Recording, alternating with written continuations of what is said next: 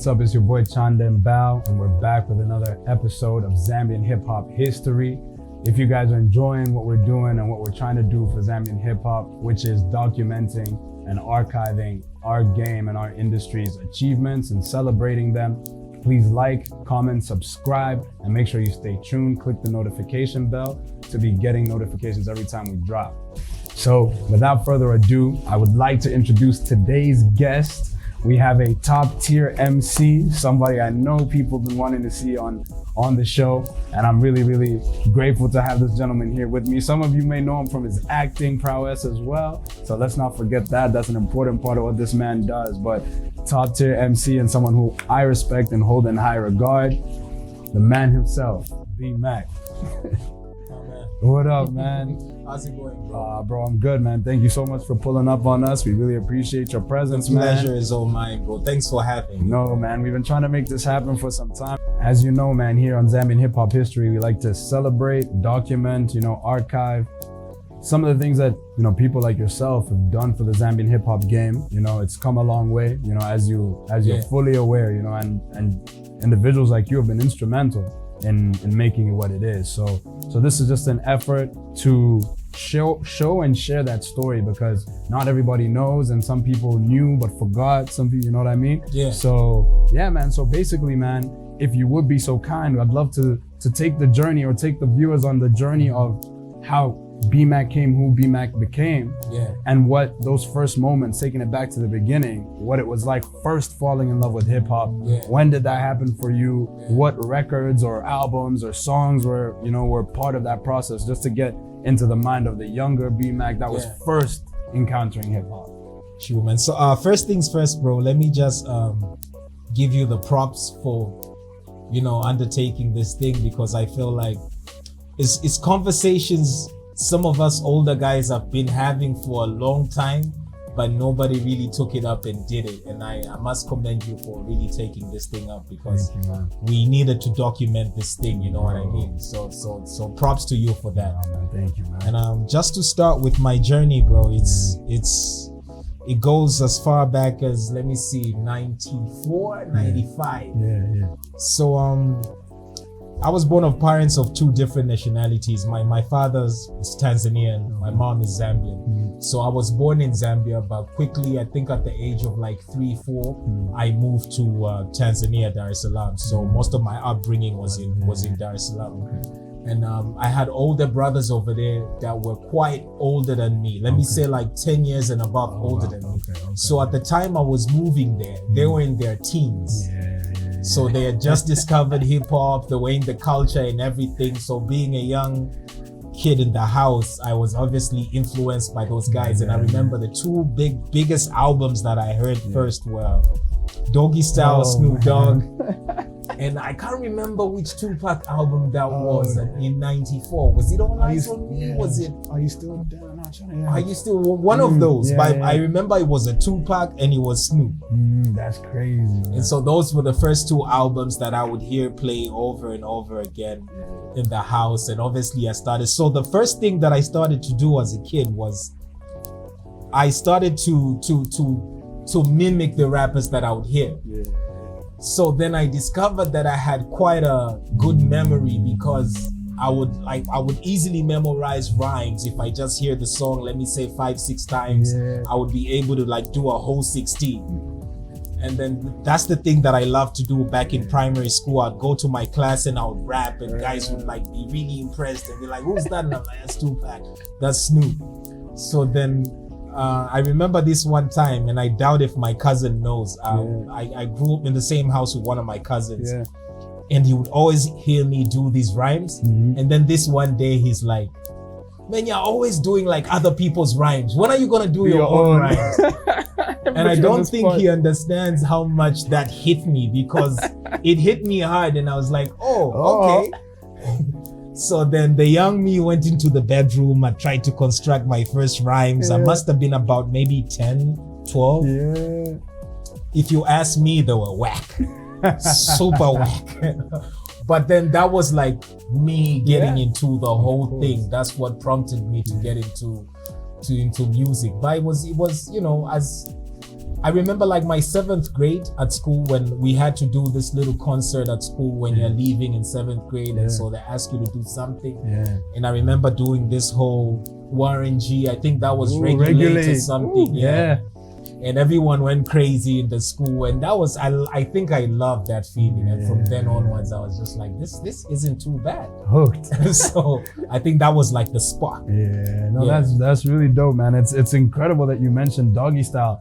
I don't think I ever realized until now, and working on this, how big that album was for us as young Africans, man. Because Holstar mentioned it, 5-4 mentioned it. It was a part of my so that album seems like massive, it changed our lives, man. It changed the culture, so to speak. It did, man. It did. So no, man, that's really dope to hear. Can you paint the picture for the people watching about how it went from, obviously you see the Snoop, you told the story about how you said, okay, I'm gonna now construct my own rhymes. Now, what was the next step in terms of how did you then release something on the market? Like what was the journey between the first rhymes and then the first piece of content out in the world, so to speak? I was one of those guys that I think I would say lucky to some extent, because again, my older brothers, as much as they were into hip hop as well, and they were into sports, they were into basketball. So, and the connection that I feel basketball's always had with hip hop was kind of easy, because for me, I actually went more into basketball. I quickly started playing basketball, and I was in the school team, and I went to high school, I was in the high school team. But then I always observed how rappers would always refer to even in their rhymes, they would always give references to basketball players. And so for me, it kind of blended in well, because that's what now dragged me all the way back to rap as well. Because I was, let me just fast forward a little bit. Fast forward to 2000. I moved back to Lusaka. From Dar es Salaam. I get into high school, Leopards Hill. So again, I'm in the high school team, the basketball high school team. And then shortly after I complete, I'm in the under 18 national team for basketball. So for me, basketball and rap have been up and coming like that for me. So I'll take it back a little bit more. So my first piece of work was, I did a mixtape back in 2002 that was called Mac of All Trades. Okay. My mom threw away the cassettes. I haven't forgiven her till this day, because she didn't understand, right? She walked into the bedroom, and this is years after. And she's like, I need to clean up this place. And so she just found cassette tapes, videotapes, loaded them in a box, and got rid of them, not knowing that was my magnum opus. Bruh, that was back in 2002, but some of my high school friends remember this. So anyways, man. So my first piece of work that I recorded was back in 2002. It was a tape called Mac of All Trades, and that's because I was, it came from Jack of All Trades, and that was from me doing basketball, doing rap music, and also doing TV. I forgot to mention that my first TV gig was back in 96. A TV station in Tanzania called ITV had a kids television show. And then the guy came to my school. I can't remember what the station were doing at my school. But I was like a noisy kid jumping around, and he was like, hey, come here. He's like, would you like to be on TV? And I'm like, yeah. Like, can you present a show? Are you shy? I'm like, hell no. So it's like, okay, cool. I'll give you a script. Come this Saturday at the station and you try out. So that's how I went on a Saturday. I tried out, and then I started presenting a kids television show. Crazy. No, I didn't know that. Yeah. So for me, this life has kind of was set for me from childhood, I would feel. So I've just always been, mingling, or so to speak, around this area of TV, basketball, and rap music. That's crazy, man. That's crazy. So Mac of All Trades, man, what did you do, or did you just record it and consume it yourself? Did you give it to your friends back then? How did you push it, or what did you do with it as a young kid with your first work? How did you get it out there, or who listened to it? So before I even talk about how I recorded the album, I must obviously talk about how the guys that I heard on radio before I recorded, because to be honest, I started listening to, Zambian hip-hop from back in high school. This must have been 2001, 2002. And it's because I heard guys on radio that I thought, instead of just rapping for my friends in school, I want to make it to the radio station as well. And I'd always hear Crisis was like, Crisis is the godfather of Zambian hip-hop, so to speak. Because that's the first guy that I always heard on radio. Whenever you talk Zambian hip hop, the first name that came was Crisis. That was back then, you know what I mean? And obviously there's other guys I used to hear on radio. There was Bulo Man. I used to hear a guy called John D. Who else did I hear? Jay Young. C4. So these are like some of the guys I used to hear on radio before I ever even thought of making a record. And so that kind of like pushed me to make my own music, because I was like, I need to make it to where those guys are, so everybody else can hear my music. And so obviously it started with some of my closest friends back in high school. They needed to approve it, because obviously if they told me, nah man, nobody's trying to hear this, I don't think I would have gone ahead with it. But they encouraged me, they're like, hey, this is dope, you should take it places. So that's how I recorded my first tape. And this is how I recorded the tape, right? So back in the day we had cassette tapes. So I would I grew up in the flats in Kawata. Okay. So I'd go to Kawata market, I'd buy like a tape full of instrumentals, and I'd buy another blank tape. So I'll put one in deck A and the other one in B. And then I'd buy like a little mic from the market as well, connect it there, my headphones. And that's how I'd record it from A to B. Now, I moved my stuff up to the next level, and people used to ask me how I did this. So I had backings. Oh, wow. So I invested, man. I invested in my craft. So I'd buy another tape. Once I record the stuff into deck B, I'd now get the deck B, put it into A, get another blank CD, and now record it over. And this time with backings and ad libs, and I'll do it as many times as possible to add whatever I needed to add to it. So that's how I made my first tape. That's an awesome story, man. That's an awesome story. And I'm just trying to think of how. Fast forward from high school, I went to uni, Unza. My first year, fresher year, was 2004. And that was the big changer for me in every aspect of my life, because when I just got to Unza, I was told that the basketball team had not played in the league since I think 96. And so that year that we got there was the first year that they thought they had some talent that was enough to register back into the league. So I got caught up with the first team that started playing in the league again. And then I also happened to meet a guy by the name of Diplomat. A lot of people know him as Diplomat. I knew him back then as Jacob Movita. I met Roy Mbazima, 5'4". I met Henry Carnage, and so many other guys. But we quickly connected, because as soon as we just had conversations and they discovered, we had things in common, rap and whatever. That's how funny enough, Diplomat had set up his studio, his bedroom studio at home. And that's how he quickly moved it to Unza. So my room at Unza became a recording studio. And one of the first records we ever put out, and I think people might remember this jam called Gangster. It had 5'4" in it, Diplomat, myself, and a guy called F Weezy. That was like one of our breakout records that we started playing on QFM back in the day. That was recorded in my room at Unza. So the combination, I think, of linking up those guys it was explosive, man, because immediately we were just like, guys, this is what we need to do. It's not a mistake that we've linked up. Let's push the music. And the next thing, man, we're selling CDs from our backpacks. We'd go to class with our CDs and just start moving the music.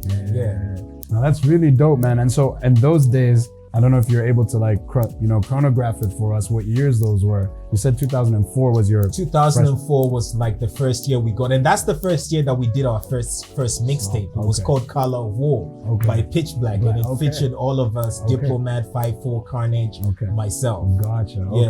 And so at that point, was Pitch Black kind of like your movement and your crew? Did you like formalize things in any way? Did you like register like a label or anything? Like, how did you? Okay. Man. I mean, back, you know, when you're that young, you're really not thinking in that way. Like it was off of, we had a code, you know, it was a brotherly code, so to speak. I mean, we linked up. Obviously, we had the conversations. Well, like, what are we gonna call ourselves? You know, we're gonna call ourselves Pitch Black. So already that was like everything was mostly verbal, but it was so deep because we knew what we wanted to do, and so immediately we just knew we had to get things on the road. That's dope, man. And where does the name Pitch Black come from? Like, what's the story behind that name? This is what's weird, man. I think Diplomat would need to explain this because I just remember Diplomat saying Pitch Black, and then we're like, oh, well, all I know is that first of all, this was like African, so obviously the black is like, you know, we're repping Africa, and we're like, we're not just a little black, we're pitch black. You know what I mean? So it's like very Z. It's very African. So basically, I think that's how the name came up. But I might be lying, but I know Diplomat came up with the name. But as soon as we heard it, we're like, that's we're going with that. That's the one. And how about the rap name B-Mak? Where did that come? I mean, I guess I have some clue about how I read, but you know, you can explain it better and how. Well, so that name it had nothing to do with rap. Okay. When I moved back to Zambia and I started playing for my basketball team back in the day, the guys would always ask me, "Oh, and do you dance now?" And I'm like, "Makuza, Makuza who? Mazuki." Hey. So now I started getting Makeza, ayo macha. So now my full names are Makuza Bwalia Mazuki. Okay. So then when I discovered that people had problems with the Makuza and the Mazuki, so I just started saying Bwalia. Okay. So now it was like from the Bwalia, I just moved to B. Okay. You know what I mean? And then for some reason, maybe people thought Bwalia was my first name. I see. So now as soon as there was another Bwalia on the team, they needed to differentiate the two Bwalias. So it was like, Bwalia uti, auja Bwalia Makuza. So now Bwalia Makuza, Bwalia Mak, so B-Mak, and it just became B-Mak. And then I loved it because I was like a staunch fan of Jay-Z. And Jay-Z had Benny Siegel on his team. And Benny Siegel was called B-Mak. That's true. So as soon as I heard ROC, we running this rap thing, B-Mak, I was like, whoa. That's me. That's how I got the name B-Mak. It came from my basketball guys just couldn't say my name, so it was just B, and then to differentiate the two B's, I was the B-Mak. Gotcha. Yeah. No, that's dope, man. And so tell us a little bit more about that journey with Pitch Black. You said the first mixtape, Color of War, was in that first year, 04. How many more projects came, and you know how was we dropped like six mixtapes with Pitch Black. We were going back year after year. We did Color of War in 04. In 05 we did a mixtape called Trip Up Future Lane, which I named, and this was like from, you know, let's take a trip down memory lane. But for us, it was like we're looking at the future, so like let's take a trip up Future Lane. So we did Trip Up Future Lane, and then we did Child of the 80s that we named CODE. It was known as Code. That was Child of the 80s. That was now 07. And man, I can't even remember the other tapes, bro. Funny enough. I didn't realize it was 6 though. It was about 6 because I remember some of them I wasn't even involved in them, but they were Pitch Black records. And so, you know, as a team member, I still pushed the records as well. But then, like, we must have worked on maybe not 6, but 5. 5 definitely. We did about still 5 substantial, mixtapes. man. Substantial.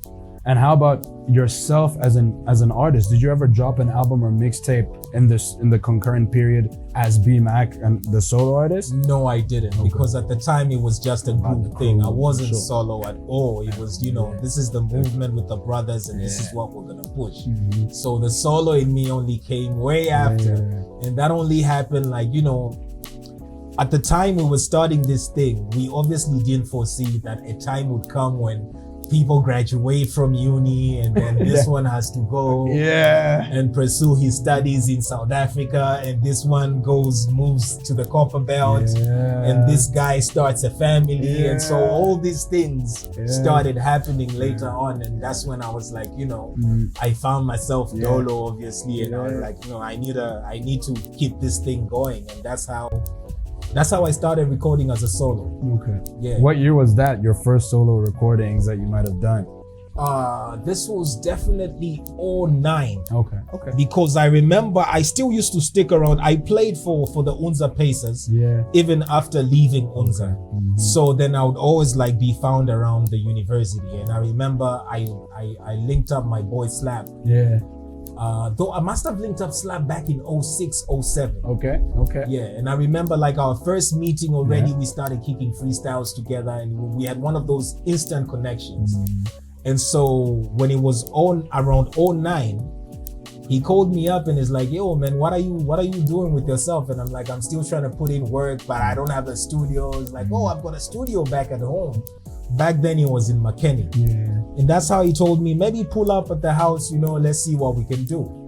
And the rest is history. As soon as I pulled up at his house, we recorded, I think, like 3 joints that same very day. And then I was there the next day and the following day and then the other week. And then it was just like, bro. Family. And again, even with Slap, like a lot of people ask me, I was never signed under XYZ officially. Okay. But it's just one of those things where I was at the studio every single day, and this guy is like a brother to me. So it was one of those mutual understandings where you just know what it is. So it's just like, let's do this thing, bro. This is what we're doing now. And I'm like, look, man, I followed your movement XYZ from way back. Very similar upbringing to Pitch Black, you know what I mean? So I kind of just picked it up with the boys. They're like, let's push the movement, you know what I mean? Oh man, I didn't even realize that. So it was never like a record deal. It was more like family, it was just I guess. an understanding. It was one of those understandings that you didn't have to put down on paper, but you knew exactly what it was. You know what I mean? I mean, it's one of those things, if I had to get signed, let's say by a record label out there, I would owe it to the camp knowing that, you know, this is the camp that put me on. One of those things. So it didn't need to be spoken.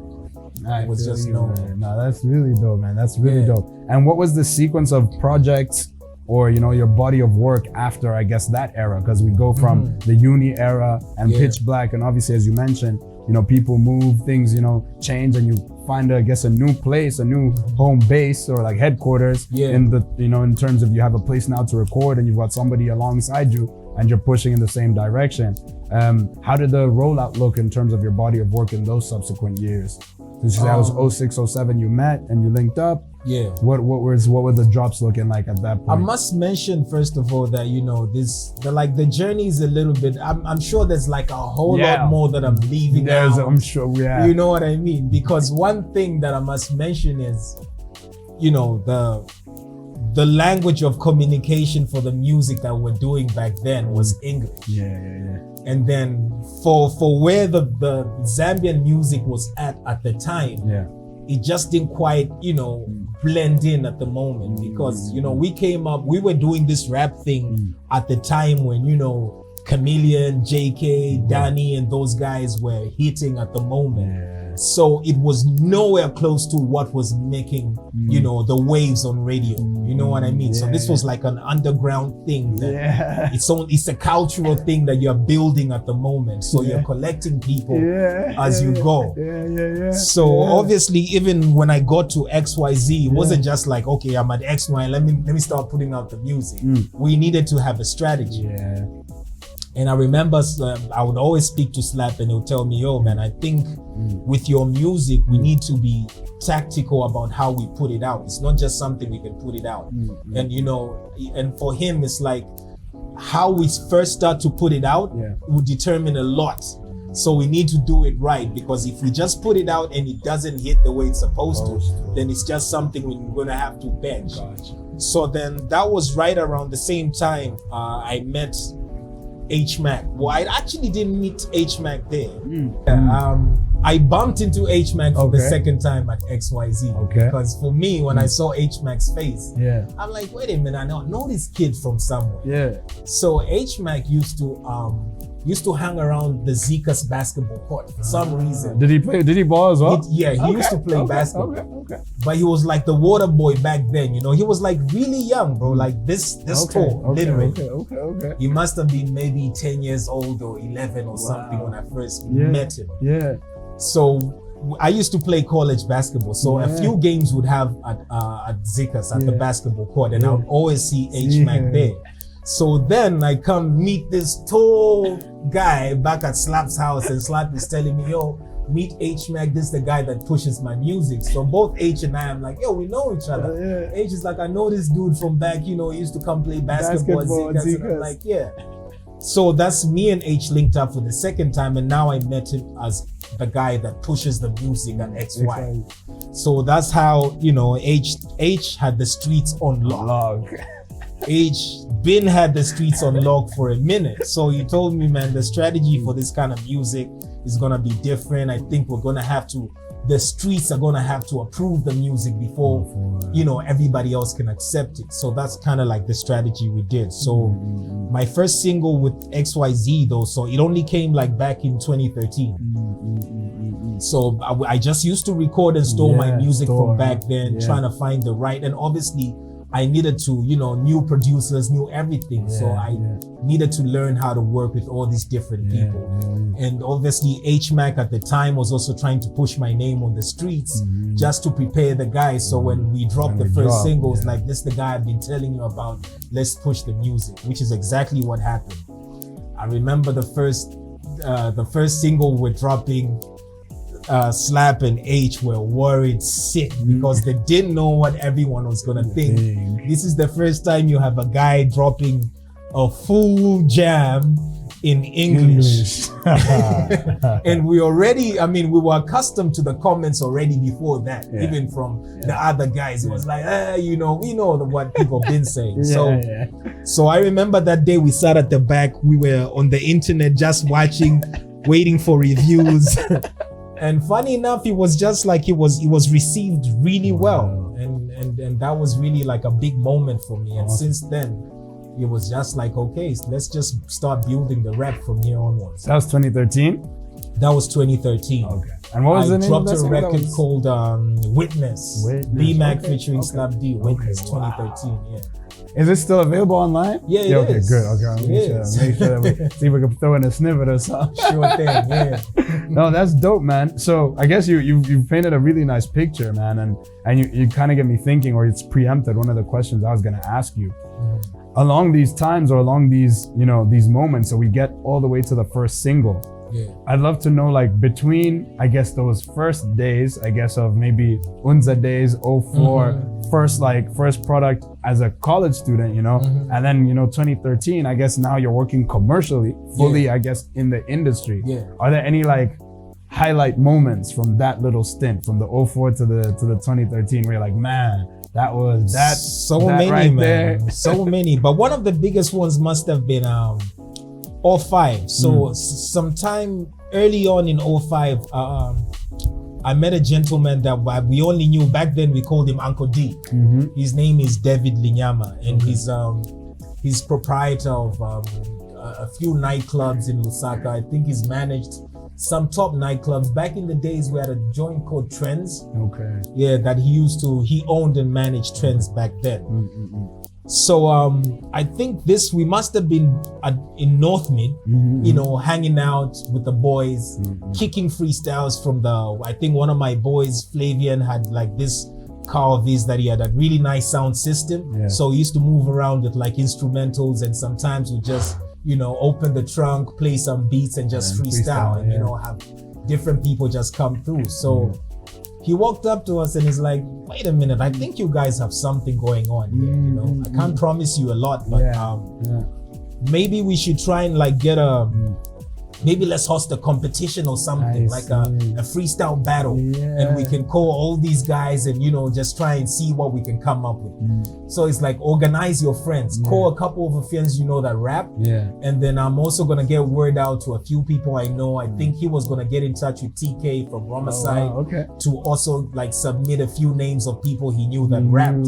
So we could organize a freestyle battle that they were gonna call like King of Lusaka Freestyle. So I remember one of the first times, people know it as Horseshoe now. That's where Trends was.